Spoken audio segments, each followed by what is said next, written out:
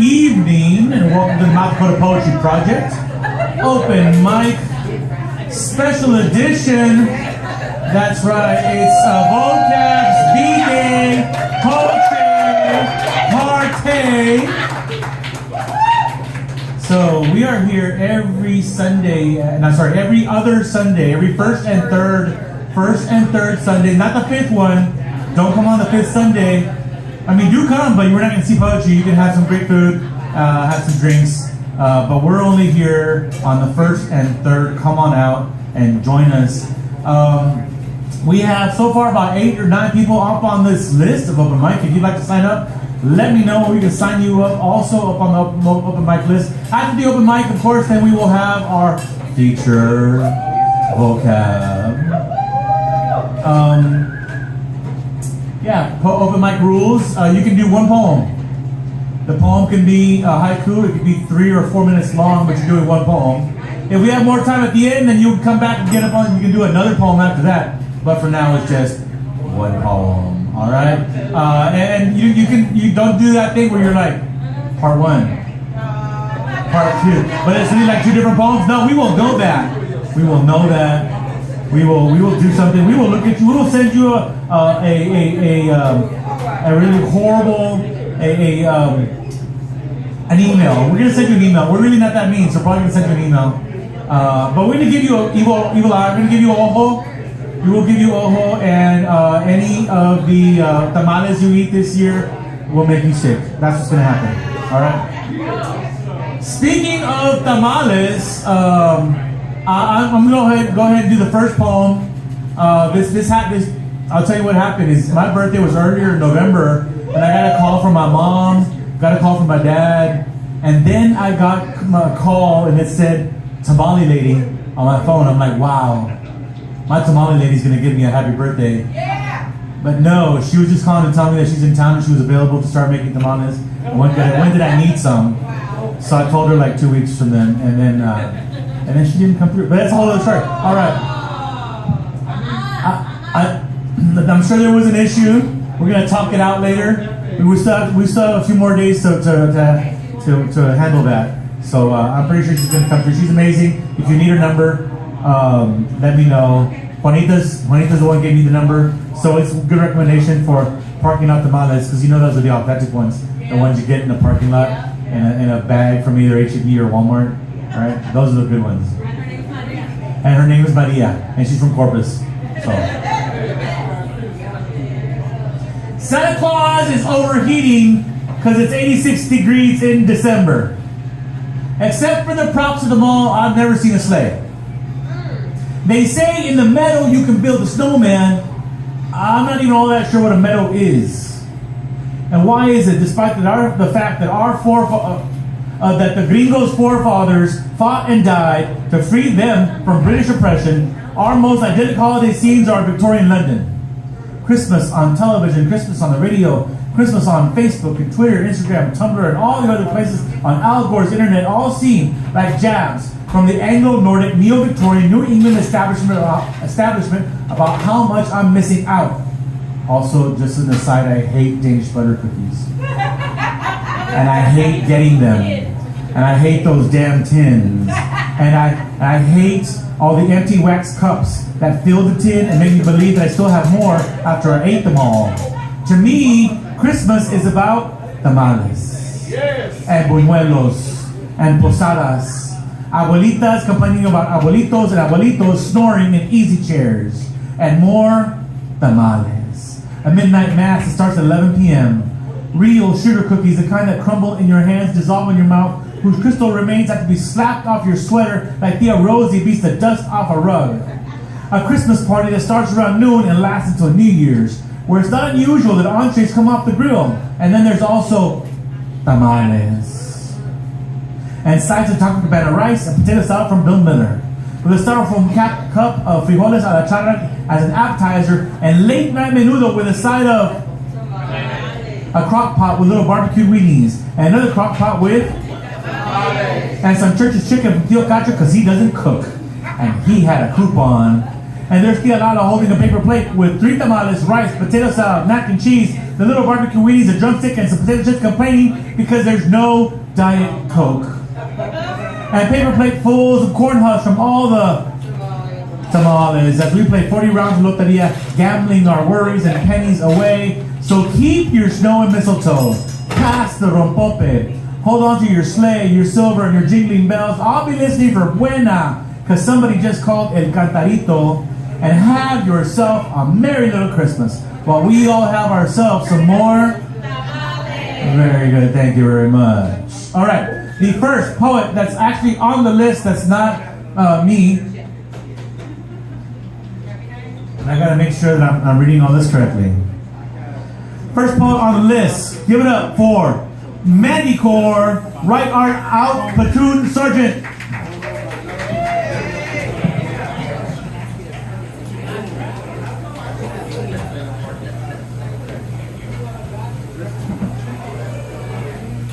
I love being black. I love being called black. I love being American. I love being a black American. Because as a black man in this country, I think it's a shame that in a few years we get a change of name. Since those first ships arrived here from Africa that came across the sea, there are already black men in this country who were free. And all those terrible boats, they were called nigger and slave and told what to do and how to behave. And then our masters started tripping, doing this midnight tipping. Down to the slave shacks we had forced his great-grandmother to be together. And then our other relatives protested. He got tired and feathered. At the same exact time, the black men in this country who were free were made with the tribes of the Apache and the Cherokee. And as a result of all that, we were paraded on every shade. In this late day and age, you can be sure there are too many of us in this country whose bloodline is pure. But according to a geographical geological genealogy study published in Time magazine, the very first black man was on the scene. So we were the first on earth to do migrations. Our characteristics started to change and rearrange to adapt to a climate we migrated to. And that's how it became me and you became you. So we want to go back, let's go all the way back. And if Adam was black and Eve was black, that makes a natural fact that everybody in America is an African American. Everybody in Europe is an African European and others in Asia and so on and so on. That is the origin of man is what we're going to go on. And if one drop of black blood makes you black like they say, then everybody's black anyway. So quit trying to change my identity. I'm already who I was meant to be. I'm a black American, born and raised. And Brother James Brown wrote a wonderful phrase. Say it loud, I'm black and I'm proud. Say it loud, I'm black and I'm proud. Because I'm proud to be black. And I ain't never lived in Africa. Because if one of my relatives did, doesn't mean I want to go back. Now, I have nothing against Africa. Because it's one of the most beautiful places and people in the world are found. But I've been blessed to go to a lot of places in this world. And you ask me where I choose to live, I pick America, hands down. Now by and by, we were called Negroes. And after a while that name was banished. But anyway, Negroes how you say black in Spanish. Then, we were called colored. That's what we used against each other. It seems like we reverted back to a time of being called black was an insult, which resulted in a fight.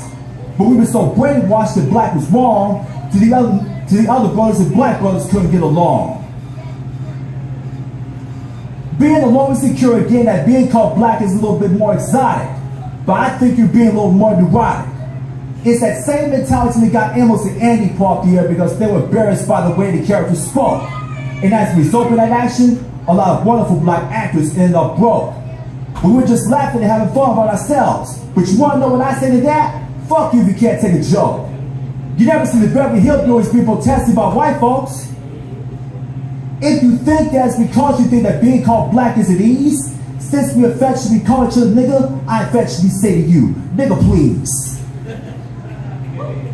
How can I get a chance to vote on who I'd like to be? Who gave you the right to make that decision for me? I am under your rule and your dominion, and I'm entitled to my own opinion. But there are some African Americans here from Zimbabwe and Zaire. But not when it comes to different generations. I can find space in all locations. New York, LA, Miami, Detroit, Chicago. Even is where dashiki and sported afros. If you go to Africa and search your race, you'll find out quick that you're not an African American, you're just a black man in Africa taking up space. And you're tired of all this shit that's going in the world. Use your privilege. Get to the polls, commit to voting. God knows we have a right to be called American Americans and be free at last. But instead of moving forward and progressing, you're dwelling in the past. We struggle too long, come too far. Instead of knowing who we were, let's be proud of who we are. We're the only people whose name is always a trend. Where's the shit going in? Look at all the different colors of our skin. Black is not color, it's our core. It's what we've been living and fighting and dying for. But if you call African Americans as your preference, well, I'll give you that reference. I don't think I should stand alone on my own. But if I do, let me be me. And if you see me, they should say, there goes the man that says it loud. I'm a black American and I'm proud. Because I love being American. I love being black. I love being called black. Yeah, I said it, and I won't take it back.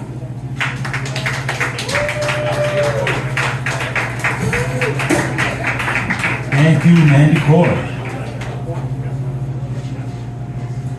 Anybody else feel really, really cold when they close the doors? Because like that ice, that frost on them? Like that feels like it's super cold outside.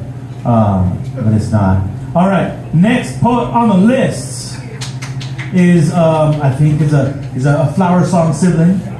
Give it up for Sarah Joy. All the way from the back.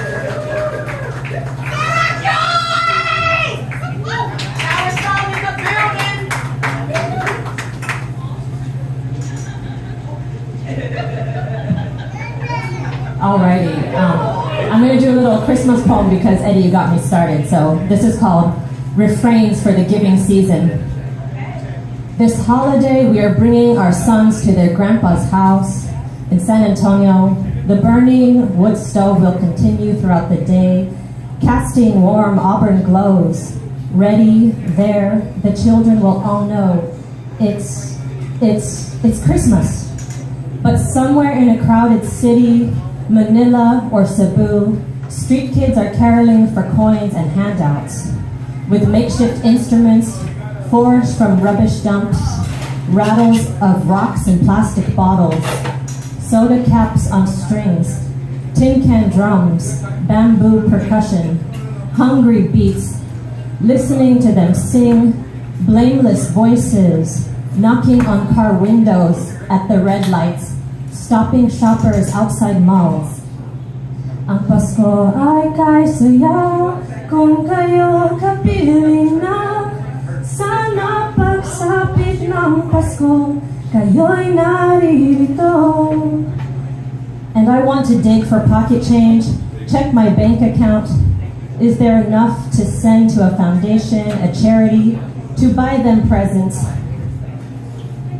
Kahit pa malayo ka, kahit nasaan ka pa, maligayang bati para sa inyo sa araw ng Pasko. And I'm sure my children won't mind paying it forward, our feelings in a snow globe shaken up to spread glittery happiness around us now. Christmas at last. I got it. Catch.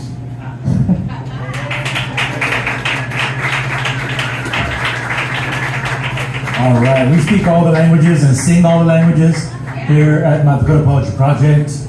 Next poet on the list, give it up for James Dennis.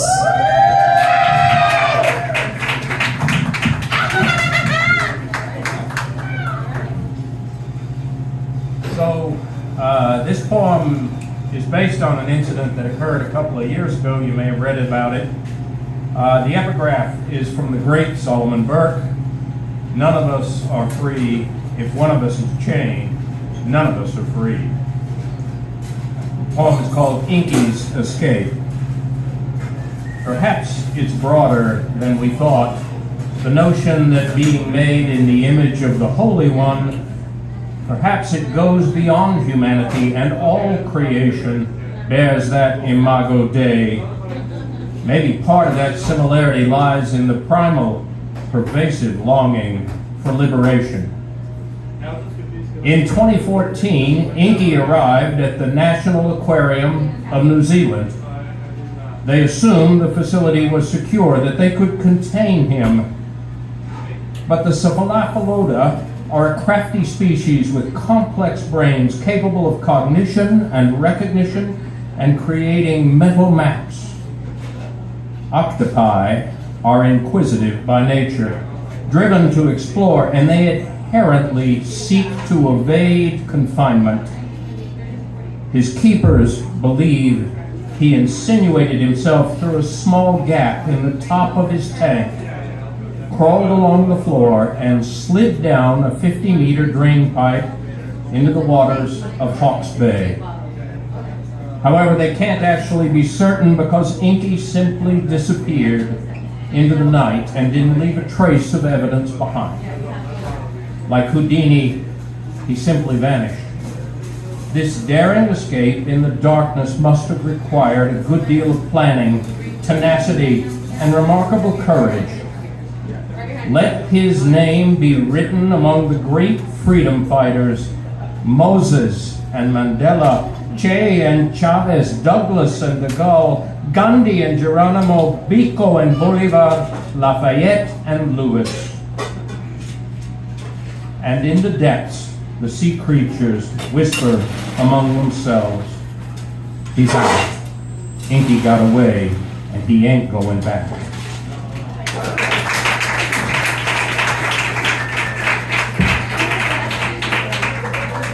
All right. Inky got away, ain't going back. Corey, will you hand me the notebook behind you? I'll get it.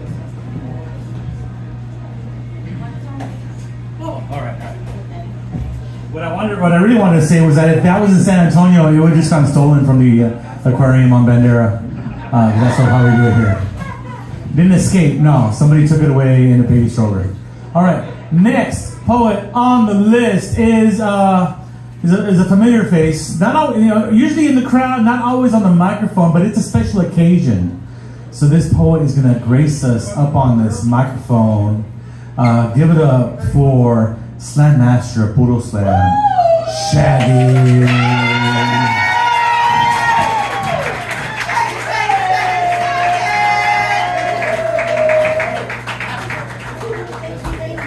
know you don't want to do it. Thanks. That's my kid day here for you.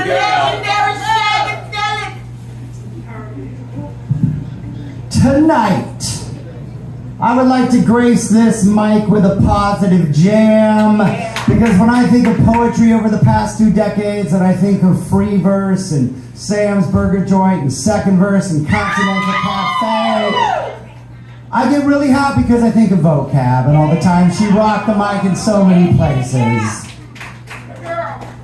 I forgot the first line of this poem. We woke up in the 50s, tired and torn from 2 world wars, and in the filthy corners of smoky bars, in the hungry hearts of disenfranchised souls, we found our home, we found our voice. And while those who had cried about the communists in our midst, those who had not clenched their fists and beat a different drum, howled into the night as they prowled the growing streets of that that slowly growing cancer we called suburbia.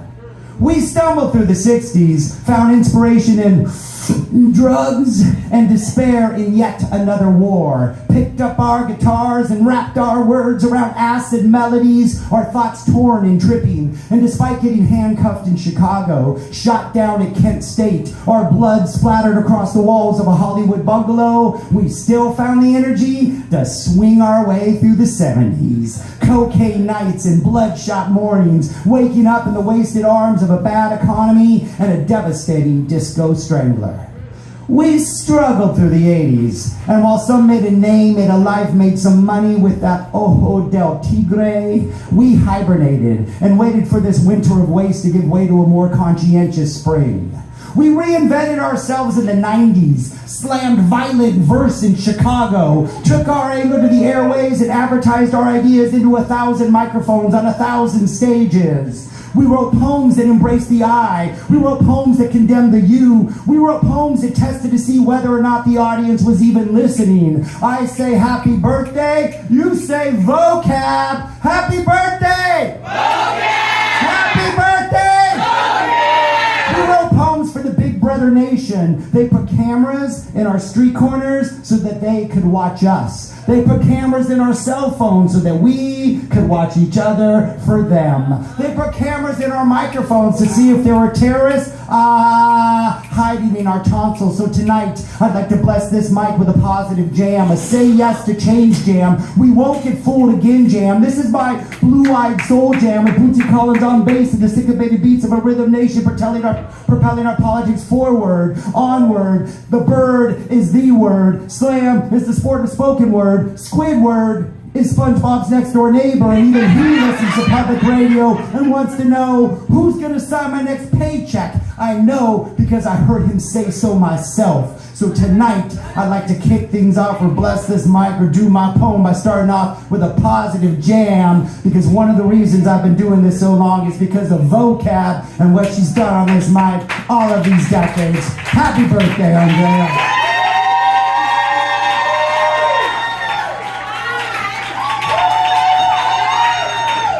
That was Shaggy. That's exactly how he wrote the poem the very first time when he first said it. All those words are original to the first draft of the poem. Next up on the list, we have another great poet from San Antonio. Been tearing up the scene a lot lately. Give it up for Cupcake.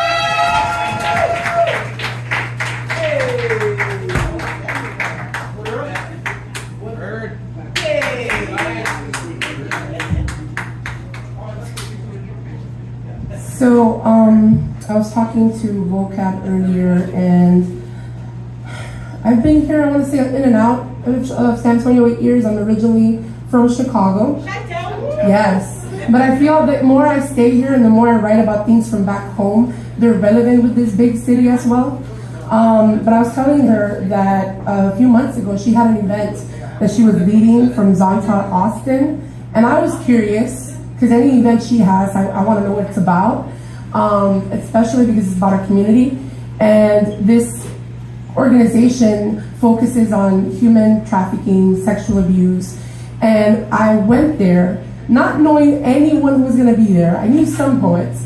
And I see her and I sit in the right table. She makes me meet someone. I sit in the right table with all these directors. And I'm thinking, why don't we have this in San Antonio yet? Well, I got word 2 weeks ago that I'm officially now one of the founders from the chapter that we're going to open up to help our community.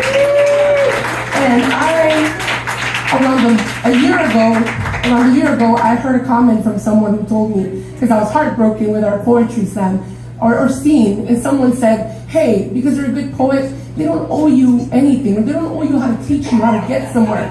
But I think the reason I got hurt is because we have people like Vocab who actually don't owe us anything, but they give you an example to lead the community forward, and that's what counts. So I got this piece called Tri-City, but like I said, I keep reading it and I keep feeling it's part of our community. I heard my poetry is controversial, but what I hear is that people only get offended when I call them out. And maybe I'm an issue, because I flat out called my rapist names, because I prefer no shady confessionals, because I trigger with what I say, because I say what's on my mind and I don't even stutter or think about it twice. Maybe because back home, my streets give backbones. Walking to the store, many could have been my last. I come from a city where the sun bears my struggles, ride or dies, and my attitude flares like sixth senses. City with concrete skies demanding for me to rise. I don't deliver my message softly. I live in constant protest because this world made me realize my people are done sitting on the curbside. I do things with intention, all in or all out. Jail at times a better outcome than death, and it is what it is. Because I've learned they can't take what's on my mind. Notions of surviving history of our own telling me why I'm always the one in the wrong place at the wrong time. Or the villain in the plot. Or on the side of crime. And it's okay. I'm not scared of dying. Hard for this world to mess with me when I'm not scared of flying. Death walks in and out, reminding me she's always near, whispering we can't live without her because this world wants us in fear. If my city taught me one thing, is that green grass grows through concrete spaces. And death might come, but next spring we're on, and snow just washes the blood from the pavements. war inside our classrooms, inside our homes, on our streets, and then you ask why my face says it all. Funeral hangout spots, and with the notion that when we do bad or good, we do it well, because there are no second chances for some of us from a city where one chance rarely came around. And the bud man is the real one, feeding gratification to our mental needs, because we all know the city minimum wage don't pay for therapy fees. And the city lights don't got ears to hear me break down. My city lights only watch me drown. Say my city has a gang problem, a minority problem, an illiteracy problem, but benefits off our backs. Growing up too fast, too quick with both eyes open, down alleys where grown men linger and they say, damn, you're growing too fast, girl. And it's because of men in cities like mine, these smoke screens of how we didn't even have a chance to survive. So I've run out of apologies on why I am who I am. I'm not controversial. I'm just a tad too much of what you're trying to hide or run out from. And your regrets don't let you sleep at night. So let me not be done spitting lessons yet, because there's no days off where I'm from until death skips the street on my way to the store and comes back for me.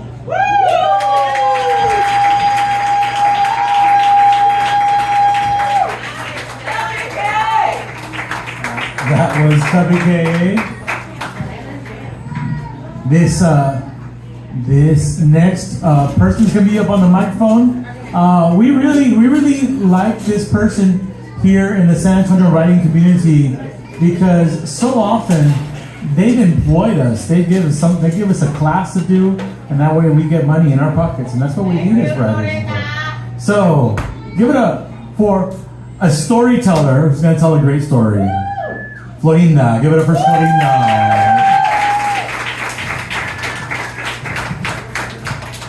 That's my boss.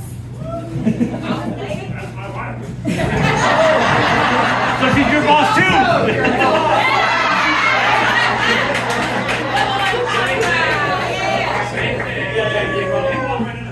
So Vocab texted me earlier and asked if I would get on the mic, and because it's Vocab, I will do that. My goal today is to make her laugh and to embarrass my husband. So here we go. And my mother too. My mother's war on sex began when I was 14. And I started dating Mr. Bad Boy, a 16-year-old freshman football player from a poor neighborhood on the wrong side of the tracks. He flunked 2 grade levels, lost his virginity in middle school, and when we kissed the first time, he had a black eye and a busted lip. But he was a hottie with 6-pack abs, and he was the first boy to pay attention to me. So as you can imagine, Mr. Bad Boy was also my mother's worst nightmare. Convinced he had only one thing on his mind, my mother decided to keep me, her only daughter, as far from sex as possible. She thought if I knew the truth about sex, I'd want to do it. So, instead of a talk about human reproduction, she recruited my grandmother to give me a different kind of talk. Mija, my grandmother said, all men are devils. All men? Yes, mija, all men. And their penises are their pitchforks. They'll hurt you with it if you're not careful. Next came the bombardment of comments. Good girls wait until they're married. Do you want an STD? Do you want a baby? Mija, a man won't pay for the cow if he can get the milk for free. I might not be able to see you at all times, but God sees you. They're devils, mija. Devils. Then there was my mother's near constant surveillance, including the monitoring of my phone calls and what I watched on TV. I know you watch HBO late at night with the sound off. My mother accused. Good girls don't do that. She was right. I did watch HBO late at night. Why? Because I wanted to know about sex. I wanted to see the face of this horrible monster my mother was always talking about. And how were babies made anyway? Did a man put his thing in a woman's belly button? Did it go in her pee hole? I had no idea. All I knew was Mr. Bad Boy made me feel strange, and I wanted to know more about it. That's why I snuck Mr. Bad Boy over to my house, and while my friends watched MTV downstairs, I made out with him hot and heavy in my room until he left saying, I don't know how much longer I can take this, you're torturing me. My mom must have known she was losing the war because she and my dad soon whisked me away to Austin for a day trip. And after lunch, we parked outside a shady-looking movie theater in a shady-looking strip mall. What kind of movie theater is this, I asked? Wait a minute, are you taking me to see some weird foreign film? At the box office, my mom requested 3 tickets for a movie called Kids. I guess you've seen it. And when we took our seats, my mom said, this movie is full of sex, and you will not cover your eyes. You will watch every second of this movie because I want you to see what happens to girls who have sex before marriage. The first scene came on, and I covered my eyes in terror, but my mom wrenched my hands from my face, and I watched all 91 minutes of Kids, a movie about promiscuous teens that culminates with an HIV-positive bad boy virginizing a 13-year-old girl while his friend rapes another girl in the next room. I didn't say a word on the drive home.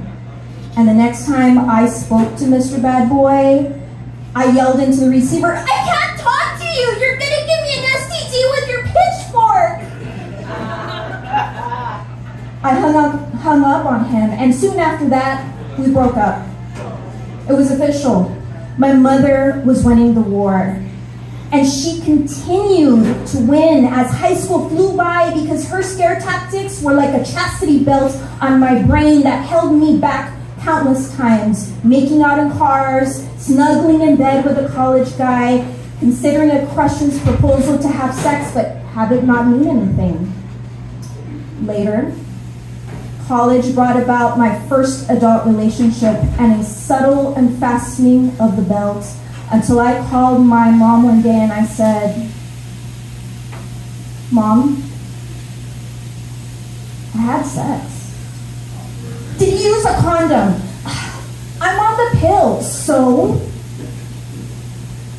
it was special, Mom. Very special. Are you disappointed in me? She sighed. You've always been so hot-blooded, and now you're in love. So I understand. I couldn't wait for marriage either. You couldn't? No. Mom, then why the impossible standard all these years? To protect you, she said. One day you'll be a mother, and you'll understand what it takes to keep your children safe. Now that I am a mother, I get the fierce love and innate panic that drove my mom's war on sex. It's the same feeling I have watching my sons use knives, but instead of hiding every knife in the house, I've chosen to educate them about knife safety and sex. Shout out to my husband who de-virginized me. Thanks.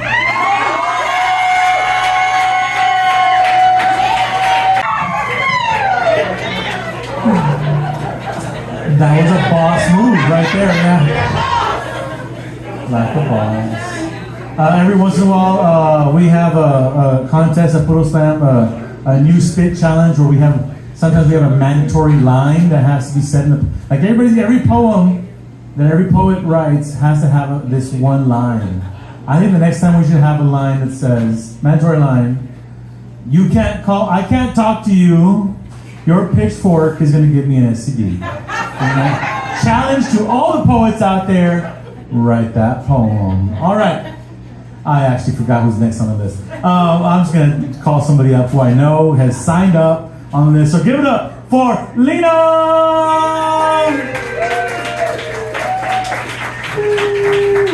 I think you actually were next. Let me see you next.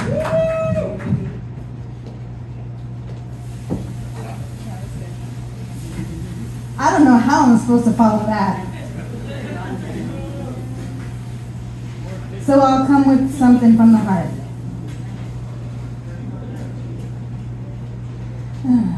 Here it is, okay. Elevation. I've never had a sister, but if I did, I would love her with all my heart. I'd break bread with her, and she'd always be welcome in my home. I'd let her rest and give her space, listen in confidence, and tell her my secrets without fear. Really trusting another woman. Between makeup, our love lives, spill the tea, girl. Sleepovers every night. We'd braid each other's curls, and I'd finally figure out how to use bobby pins. I'd watch her grow and marvel at her beauty, adoring her carefree movements, admiring the sunlight in her hair. I'd watch her dance in the wind, catching fire to her spirit of fresh air. If I had a sister, I'd root for her in all things. I'd love her, win or lose. I'd see her rage when injustice arises, and I'd stand with her in the fight, waving the flag of sisterhood, beating the drum of a backup. I'd fill my own cup and still be there when she needs me. I'd wash her wounds and bathe her children, singing them all to sleep. I've always wanted sisters, so maybe I'll start having some. Maybe I'll start being one to other women. A better one than I was before. A brave new beauty, supporting women I know and love, even those I don't know and don't love. That I'd advocate for them all, because together we're stronger, and we're all one. So every woman is every woman. So maybe I've had sisters all along.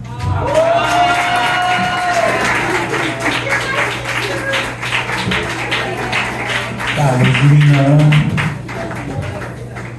Lena. This next person, I think is going to actually sing for us. We don't usually have singers at MandyCore Poetry Project, just because we don't have like the setup for it. But it's a special occasion because it's vocabs, B-Day, poetry, partay. So give it up for Dimension. Dimension.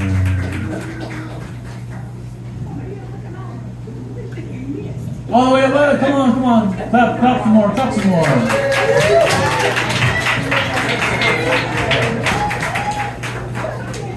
Thank you all. Ooh, this is a little song.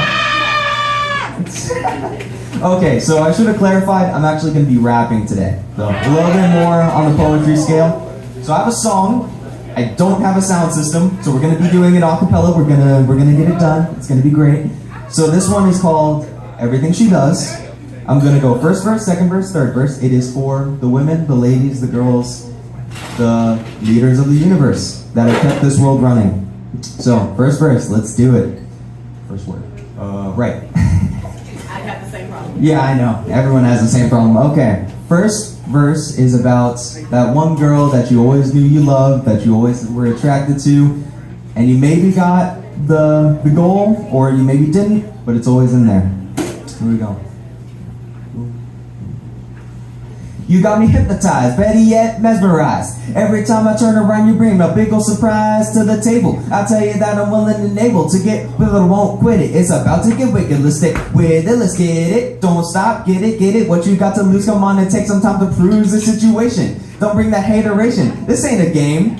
What's up with the hesitation? I thought I made it clear, my princess, and now I'm defenseless against your trauma. Once you on my arm, where I go. All them other bros need to know where you go, I go. And if they trying to get at you, you'll be letting them know that I've earned the right to talk to you all night, to hold hands in the rain, to stimulate your brain. And if it drives them insane because I'm in your brain, well then that is okay. Your vibe they can't maintain. Okay, that's first verse. You know, start out with something a little light. Start with something a little light. Okay, second verse. It's for all the mothers, the ones who cared, nurtured, and supported their children to make them the most perfect beings that they could possibly be. My mom is a great example of that. Fanny Thomas, stand up. Stand up in the back. I love you, Mom. You're awesome. Okay, here you go. Second verse. We go back a ways. Matter of fact, we go all the way back. There ain't no one else in the world I say no like that. From the time I was in your womb, I thought there was no more room to accept your love and nourishment. Who knew what it meant? But now all I know is your love and affection, that continuous flow of knowledge, strength, support, and protection's overwhelming at times. Some people don't get the connection, but that's okay, because the strength is like an auto-correction. That maternal life for someone I know as mom. She can have my back no matter when and where I'm attacked. Before I even know what's going on, no, have them defenseless. That's how she rolled, that's how we roll. We be knocking them senseless. But don't even be fooled, cause I got her back too. And it don't matter who it is that's coming through. Cause I'll let them know that some blows we gon' throw. If that's what it comes to, for mom, anything I'll do. Okay, how to breathe, how to breathe. Okay, now, third verse. Third verse, we'll be able to tell from the first line, is for all those ladies who helped you out in your lives, whether that be a teacher, a friend, a mother, anyone. Okay, here we go. First word, damn, 1 second. Okay. Dad, help.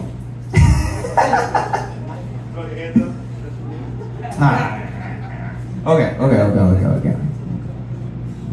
Gotta go through the whole thing all over again.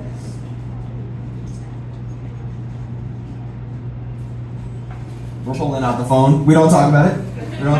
It's fine. It's not even happening right now. It's not happening. It's not happening. I don't know what you're talking about. Pause. Yep, everybody pause, take a drink, have fun. Okay, so we're pulling out the whole song, playing it on Dropbox, doing it right.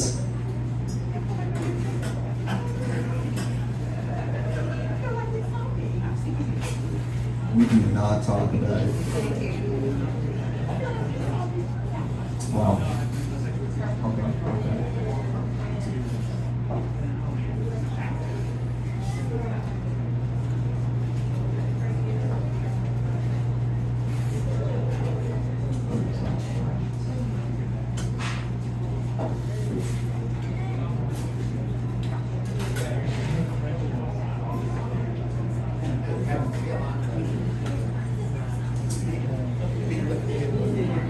Wow, this is tragic.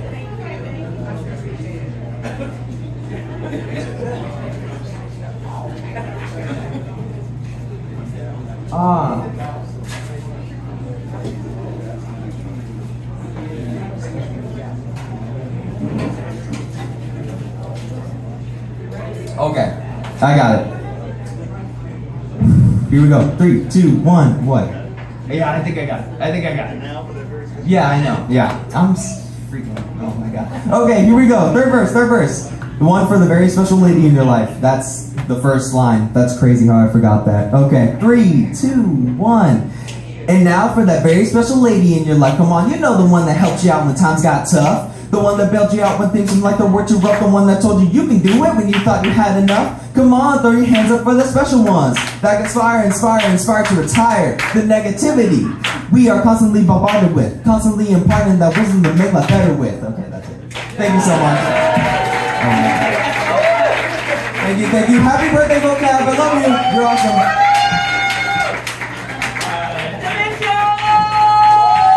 Dimension with 3 verses.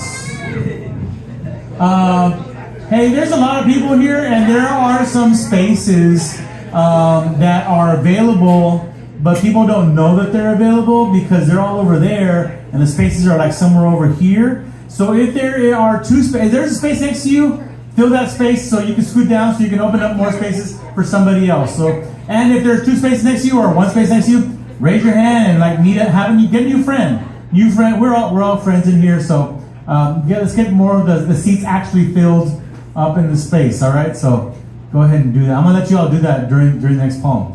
Next poet up on the list is also rarely on the microphone, sometimes comes to visit, but it is a special occasion because it is Vocab's B-Day Poetry Party. So give it up for the incomparable Rooster!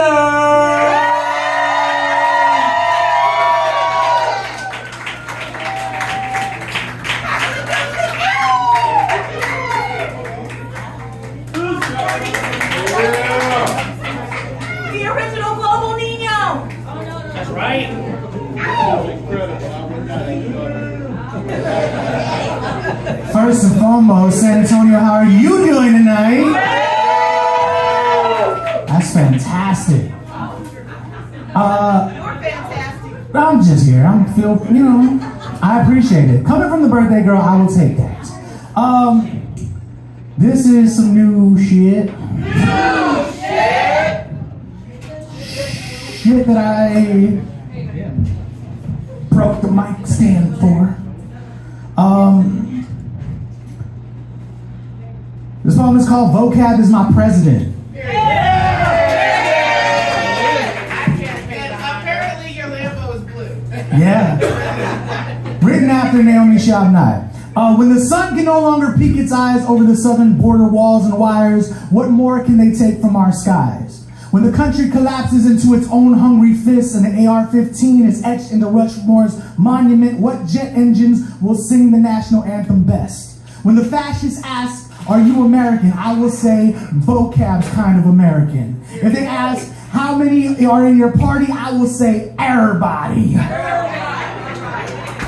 They will ask if I have any weapons on my persons, and I will say, pues sí, claro.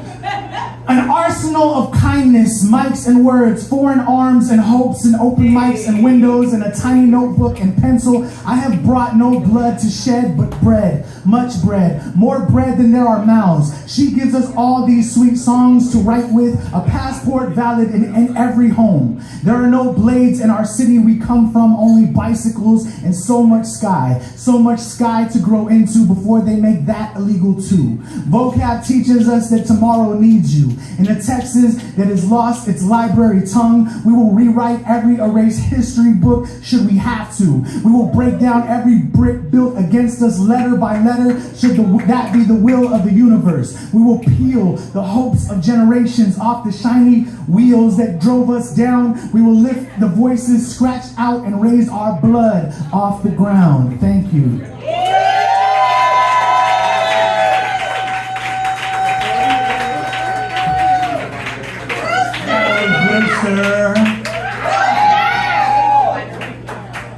Coming up here with a 40, without a bag, didn't put the bag on it.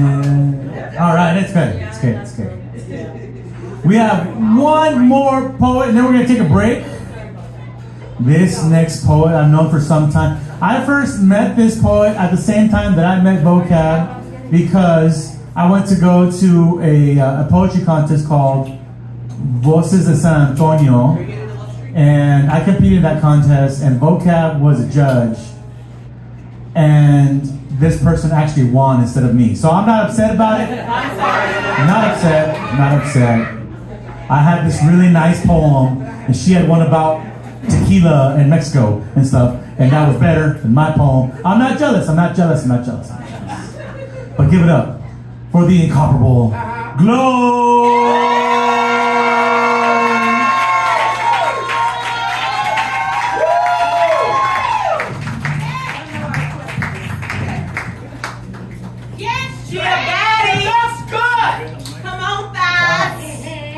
So Vocab said I could tell y'all that she requested this because this has nothing to do with anybody's poetry all night long.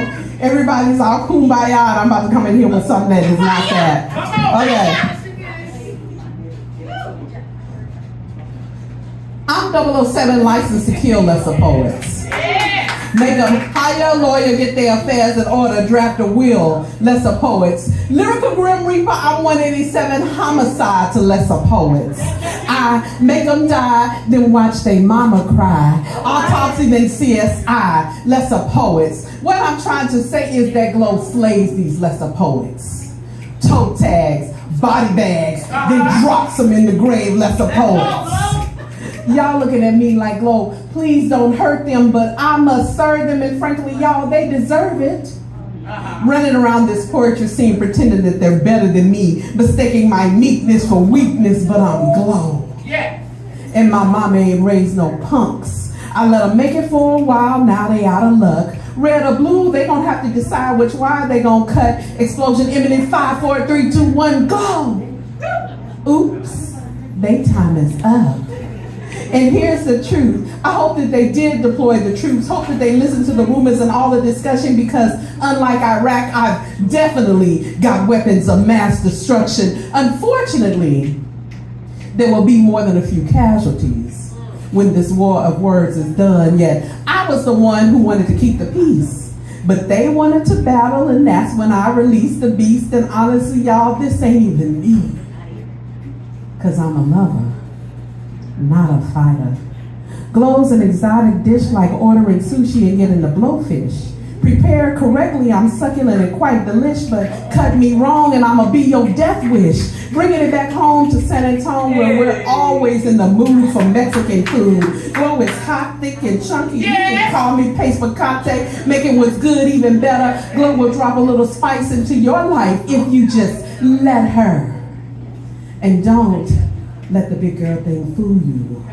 But believe the size 0 nonsense if you want to, but I got curves like a bottle and a walk like a model. Brother's got a sickness of this thickness, and I'm deep. How deep? Glow is deep. Deeper than minds that have been hypnotized, deeper than Greek tragedies too complex to be analyzed. I got fire and poetry in my bones, radiating more heat than a furnace. Yet I only let you see about 10% of me. The other 90 is way too deep beneath the surface. Glow is like icebergs, sinking suckers, so they call me Titanic. Light hot like lava, so they call me volcanic. Glow is fuego. I'd be a liar if I said I didn't spit fire. Standing in front of me will get you KFC recipe, Kentucky Fried Glow. Y'all been feeling me from the first moment that I spoke. Every word out my mouth so warm, make y'all fall out from heat stroke, cause Glow's hot. Like the summer with leather seat and no shoes on your feet when you walk down the street. Glow is hot. Like the sheets when he do me the barrel of a Uzi, the water in my jacuzzi. Glow's hot. Jalapeno seeds like babies when they tease, like fried chicken grease. Glow is hot. Like the summer for 20 minutes, your car radiator with no waters in it. Glows hot. Like fitted baseball caps and running till laps, curling iron burns on your scalp. Glow is hot. Like the surface of the sun, Glow set the world on fire, leave 3rd-degree burns, cause Glow's hot.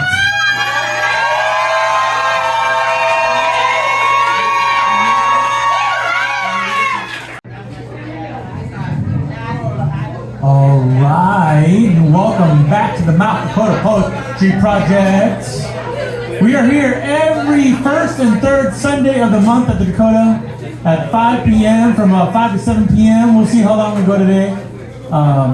But before we start again, I just want to tell everybody about another poetry thing going on. It's called Brick Presents Jazz Poets of San Antonio, Jazz Poets of SJ. Jazz Poets has been going on for quite a while in different spots, but now they're going to be at Brick on December 4th and 18th, and then every Blue Monday in 2024.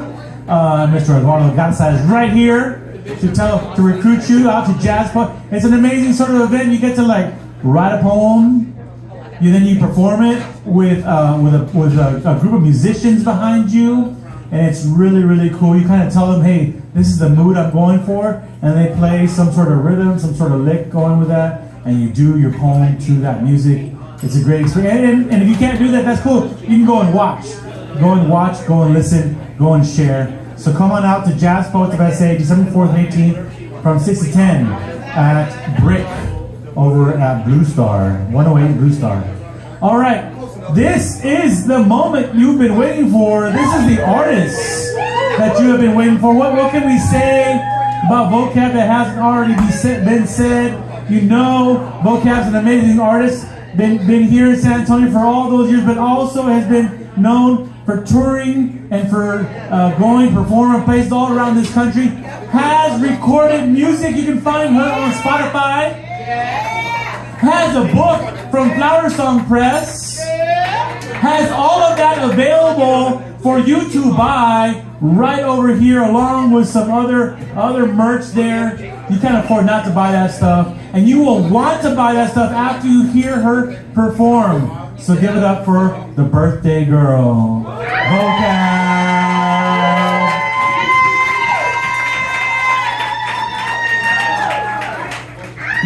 Greetings and salutations, my beautiful friends of the Dakota Ice House. Thank you, Eddie Vega. Thank you, Adrian Vega. Thank you, everyone who came across town, came up the street, and dealt with San Antonio Sunday traffic to be here with us. I'm going to say a special prayer for y'all tonight when I'm reflecting on the very blessed birthday that I've had today. This is my actual birthday. Thank you. I am 42 years old. And if you would have asked me 10 years ago if I was going to make it to 42, I would have probably said, I don't think so. But God is faithful and always good. I'm going to invite two of my friends to join me on stage in addition to Zach, who is already present on percussion. At this time, I would like to invite up David Jacoby, inspirational music artist, and also Vet Nicole, another singer-songwriter, inspirational artist. Of the group, formerly of the group Free, the legendary gospel group Free.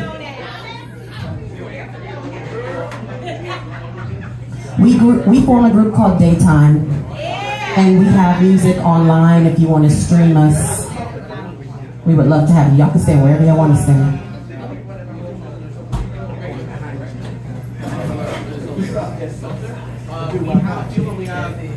And yes, I did twist their arm to ask them to do this, but they're doing it because they love me. It's kind of like a thing with black people. Like if it's a black person's birthday, if they ask you to do something, you have to do it because we said so.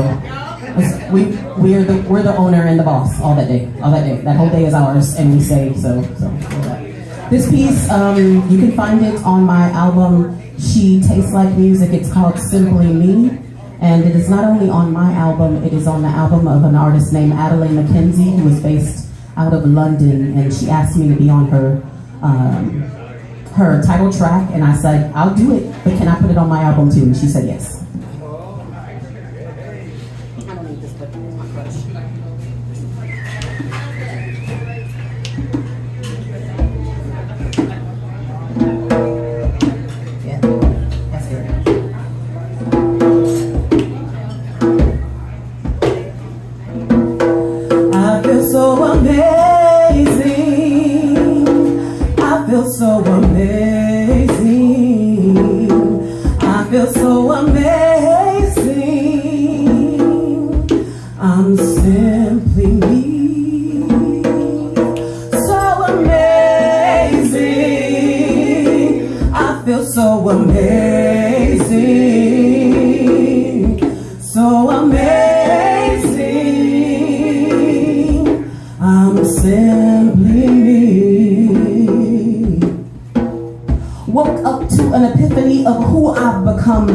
The embodiment of my experiences coupled with temperance emanated into this song.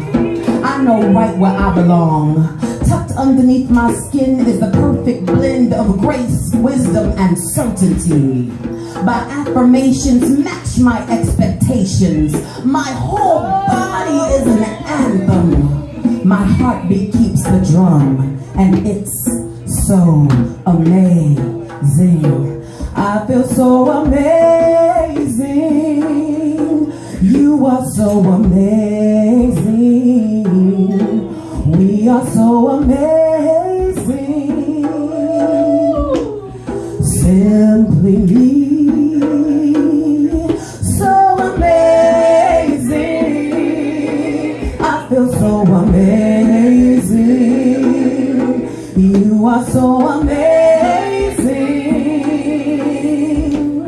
Simply me. Feeling lush virtuosity, and it's amazing. The blend of fabric woven meticulously, I see the good in me.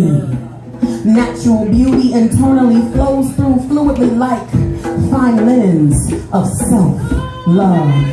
Esteeming my heart in high regards, looking above fault lines. No more earthquakes of criticism and critique. I will not weigh myself against others because I am unique and we are so amazing. I feel so amazing. So amazing.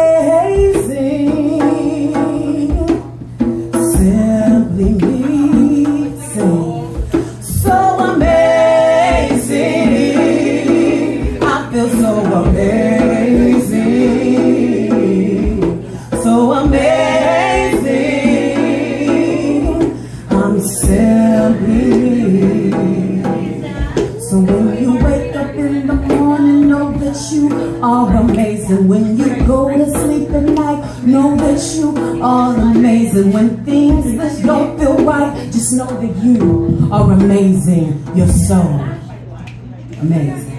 Yeah.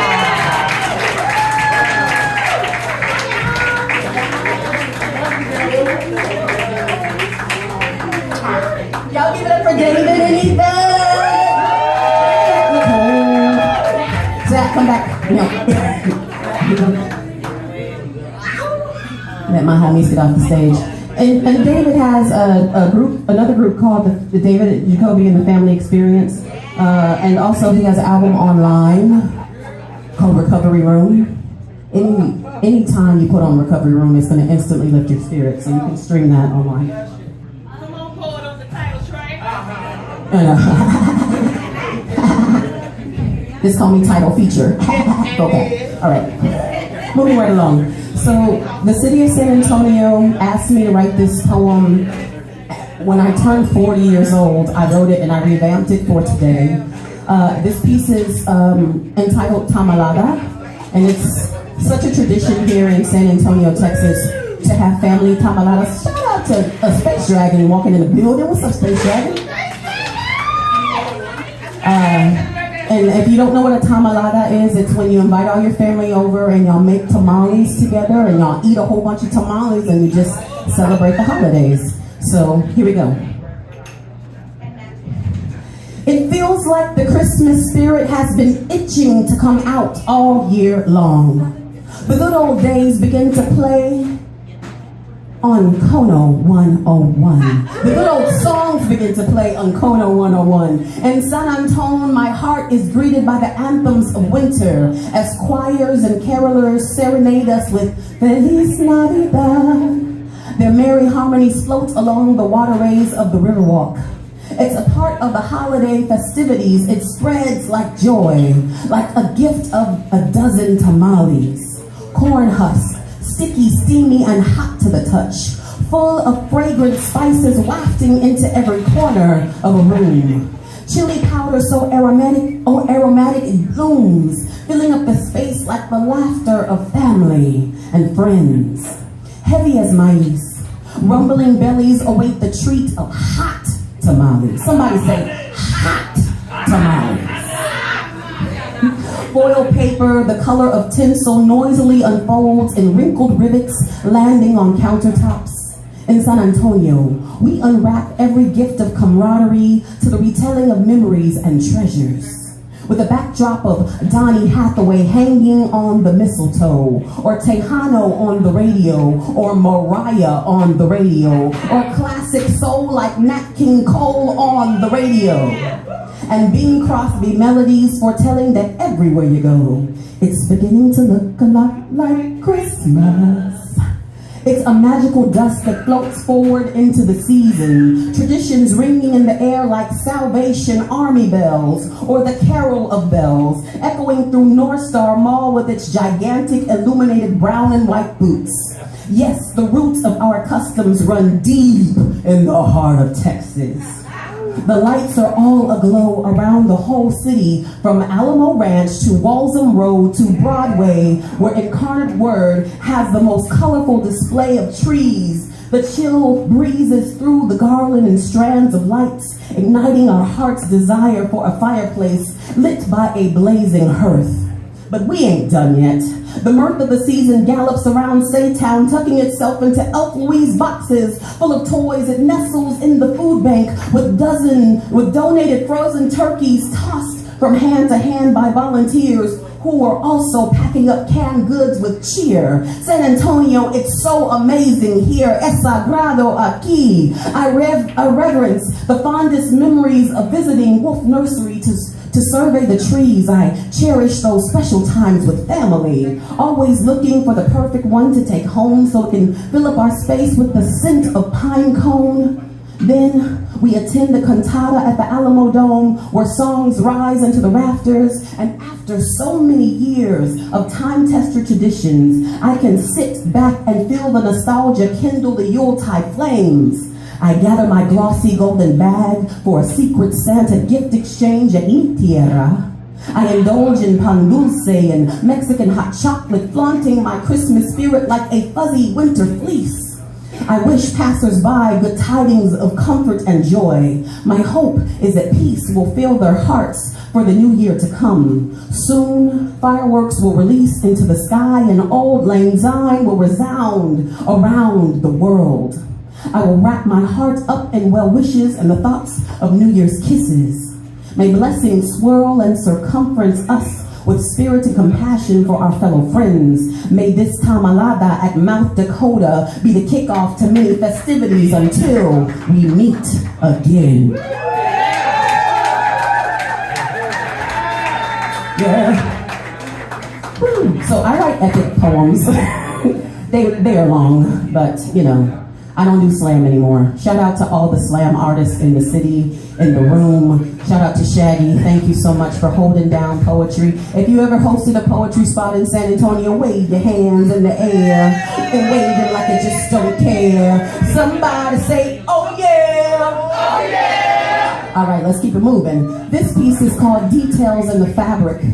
It's for anybody with any form of body dysmorphia or anybody who's ever looked in the mirror and scrutinized themselves with negativity. This piece is for you.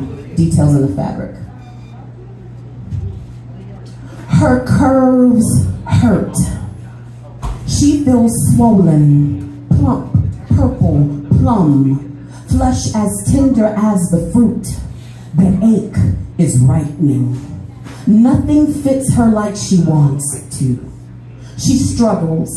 The agitation of stretching stubborn fabric across skin, she groans in her reflection. Her voice, wavering like static on a screen, she grapples with the white noise of her thoughts. A congregation of negative Nancys chattering all at once. She is a carousel in the mirror. Pivot turns on a merry-go-round of regret for what she has swallowed.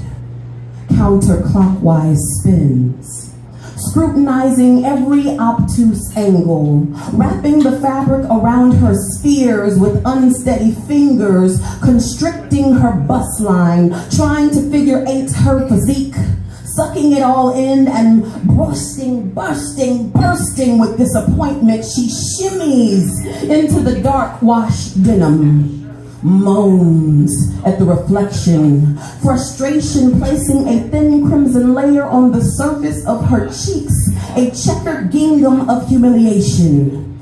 She heaves a sigh. Heavy as burlap bags, air escaping in cross-stitch patterns of breath. She steps away from the frame of ornate brass nailed to the ivory wall. She clasps her neck, squeezing her skin so tautly, pitching the excess, pinching the excess, pinching the excess, frowning at the evidence of time, looking at her lines, whining at her new normal of perfection. Wanting her new normal of perfection that trends daily and no one will blue check mark her body. There are no subscribers to the musings or commiserations of her mind, no faces wincing with disapproval either. She counts backwards from one memory to the next. The time she felt shame and let it shave her scalp bald. She cries in her own personal sandbox. She lets the soot erode her esteem, erase the smile from her skin and dampen her lashes.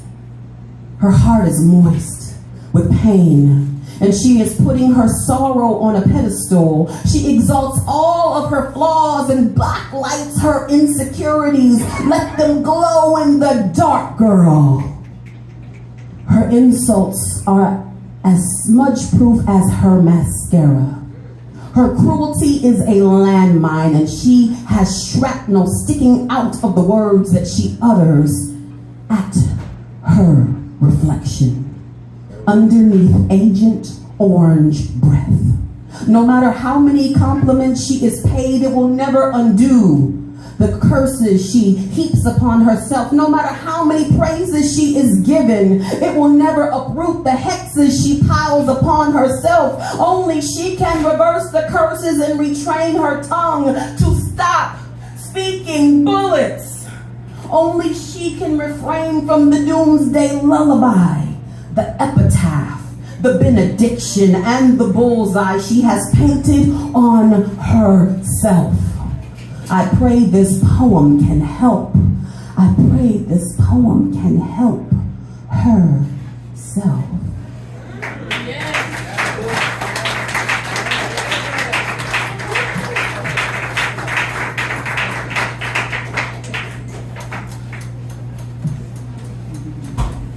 Wise prophets once said there was a war going on outside no man is safe from, but no woman is safe either. And so this is for the women who have been fighting warfare and organizing through their bloodline for their people, for themselves. This poem is called The Stretching. I was asked by a society of women to write this piece, but everybody hear yourself. Hear something for yourself in this piece, because we have to advocate and fight. There are women fighting. There are women on trial because they lost a baby. A woman on trial because she lost a baby. Had nothing to do with her own wanting, but they found her guilty because she miscarried. And that is wild to me. But there are so many issues facing women right now that we need to be mindful of. And so let's pick up the fight together. The stretching. The women sewed whiskers, weave them into threads of hair and textiles, stretching wefts and patterns like latch hook keepsakes, the tapestries of a journey that cannot be forgotten, chronicles and braided follicles and the turning of glossy yarn through looms, spooling wisdom from wombs and passing it along like Rose Van Thine, binding our details into the fabric. Our greatest surviving mechanism rests in the flaxen fibers of the mind and moves throughout the lips. It pulls on our fingertips, pleading for a rescuing adaptation.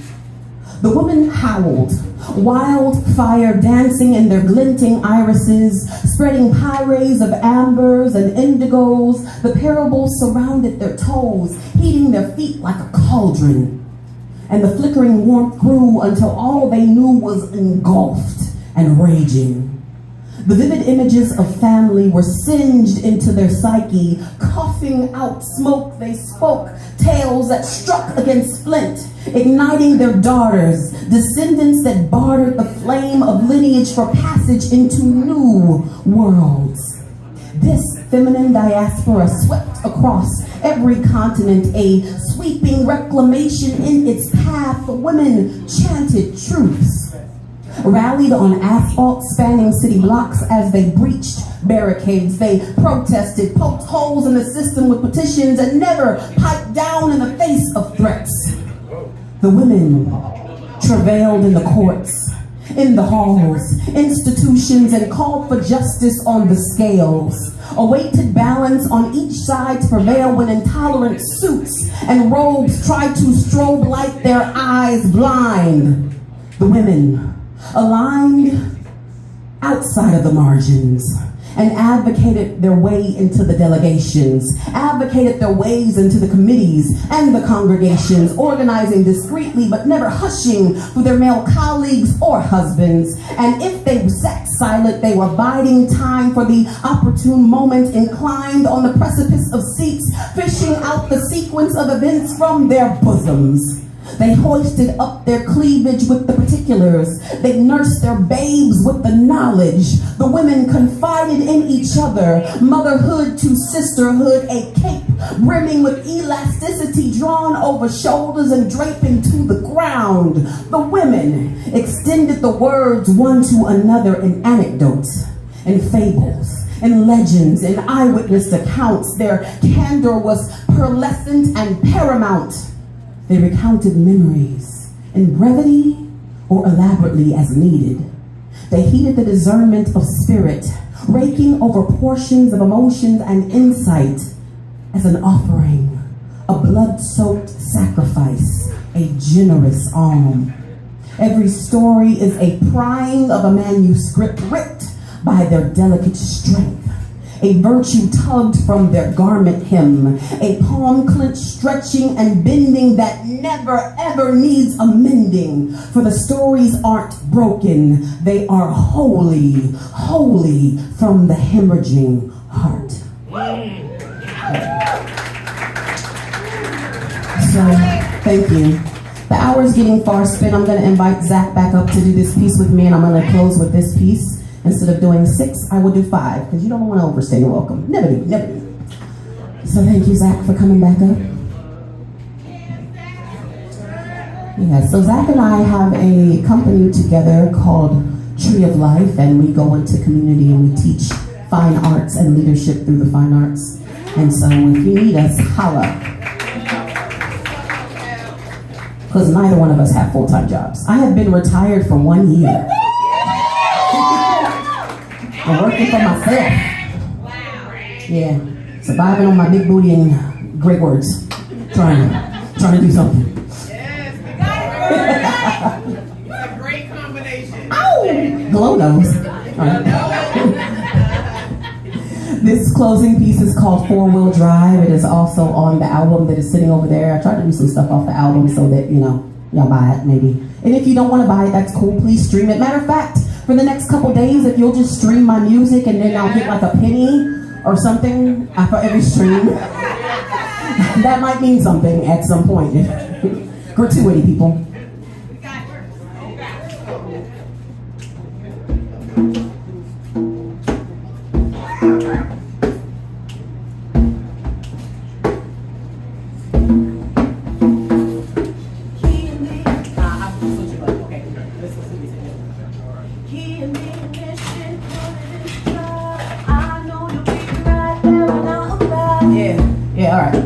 Sorry, I don't know my own beats, but that's why I'm not the producer, I'm just the vocalist.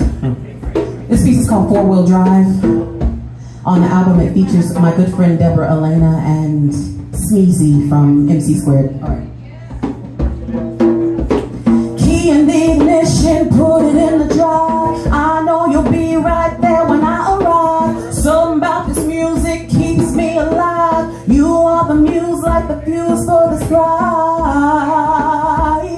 Whenever I'm zoning, I can keep flowing, I can keep going.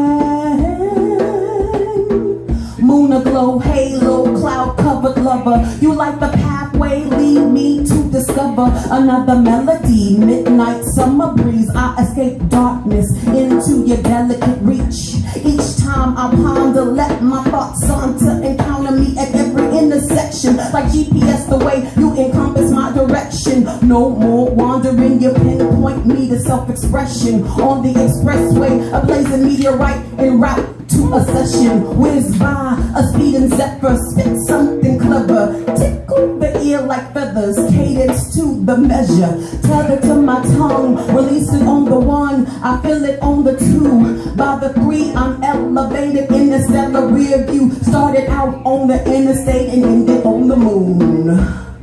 I said I ended on the moon. Key in the ignition, put it in the drive. I know you'll be right there when I arrive. Something about this music keeps me alive. You are the muse like the fuse for the scribe. Whenever I'm zoning, I can keep flowing, I can keep going.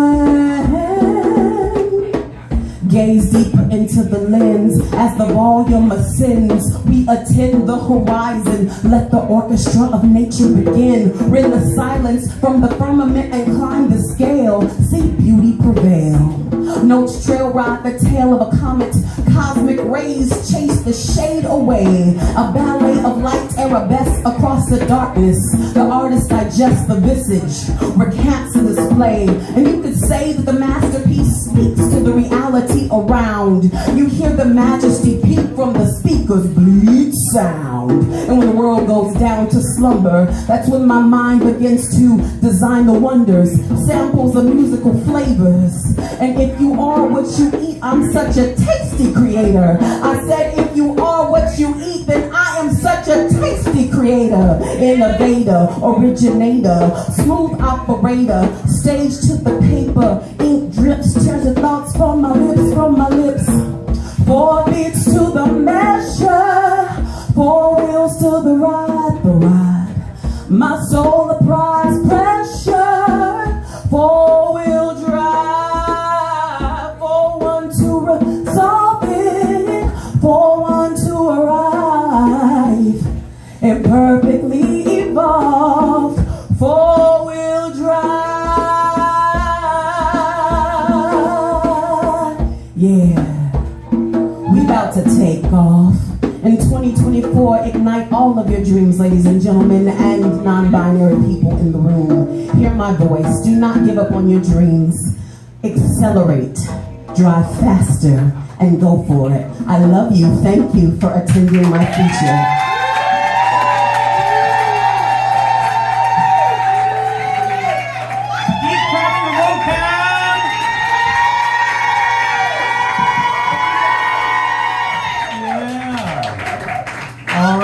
The most amazing feature, and the only thing you gotta do right now is come buy some merch. We're gonna take a break. You can come up and buy a CD, buy a book, buy one of those long pieces of paper with a poem on it. Come on up and do that. We're gonna take a little break, and then